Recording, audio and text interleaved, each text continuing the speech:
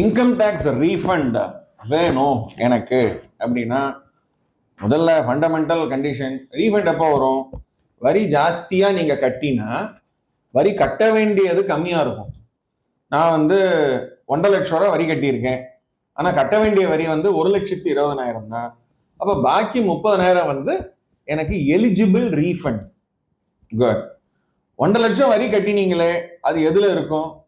நீங்கள் வரி கட்டினீங்க அப்படிங்கிறது டாக்ஸ் கிரெடிட் ஸ்டேட்மெண்ட்ல இருக்கும். ஸோ அந்த டாக்ஸ் கிரெடிட் ஸ்டேட்மெண்ட்ல நீங்கள் கட்டின வரி ரிஃப்ளெக்ட் ஆகணும். நம்பர் 1. ரெண்டாவது, என்னுடைய வருமானம் இதுதான், என்னுடைய வரி இதுதான் அப்படின்னு சொல்லி வருமான வரி ரிட்டனை தாக்கல் பண்ணணும்.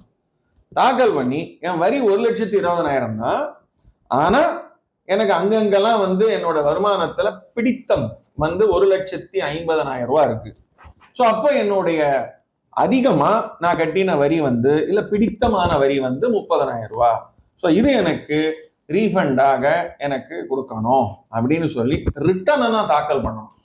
செஞ்சா மட்டும்தான் ரீஃபண்டு கிடைக்கும். இது தாக்கல் செய்யும் போது இன்ஃபர்மேஷன் ஃபில்அப் பண்ணுவீங்க அந்த வருமான வரி ரிட்டன்ல. அது அப்ராப்ரியேட்டான இன்ஃபர்மேஷனை ப்ராப்பரான காலத்துல கரெக்டா ஃபில்அப் பண்ணணும். அது ஃபில்அப் பண்ண தவறினால் இல்ல தப்பாக கொடுத்தால் இல்ல கொடுக்க வேண்டிய இன்ஃபர்மேஷன் கொடுக்கலைன்னா ரீஃபண்ட் ப்ராசஸ் ஆகிறதுல தாமதமாகும், வராது, நின்று போகும்.